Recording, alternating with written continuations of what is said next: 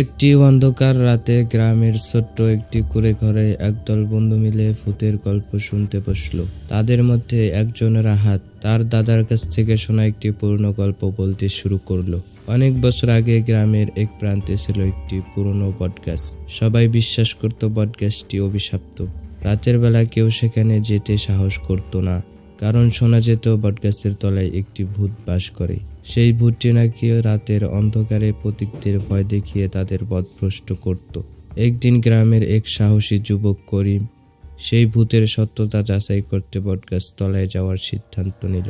রাত গভীর হলে সে একাই গাছের নিচে গেল। হঠাৎ সে দেখতে পেল গাছের তলায় একটি সাদা কাপড়ে মোড়ানো ছায়া বসে আছে। করিম ভয়ে পেঁচাতে শুরু করলো, কিন্তু ছায়াটি তাকে ডাকতে লাগলো। সাহস করে করিম ছায়ার কাছে গেল এবং জানতে পারলো সেই ছায়াটি একটি বৃদ্ধা, যে বহু বছর আগে এই গাছের নিচে মারা গিয়েছিলেন। তার আত্মা শান্তি পায়নি, তাই সে এখানেই আটকে আছে।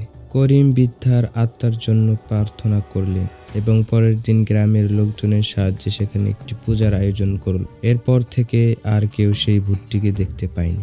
গল্পটি শেষ হতেই বন্ধুরা সবাই গভীর চিন্তায় মগ্ন হয়ে গেল। রাহাতের গল্প তাদের সবাইকে ভীষণ মুগ্ধ করেছিল, কিন্তু সাথে সাথে ভয় ধরিয়ে দিছিল। সবাই সিদ্ধান্ত নিল রাতে আর কখনো একা বাইরে বের হবে। তো আজকে ছিল এই পর্যন্তই। যদি গল্পটি ভালো লাগে তাহলে অবশ্যই লাইক, কমেন্ট অ্যান্ড শেয়ার করবেন। তো আল্লাহ হাফেজ।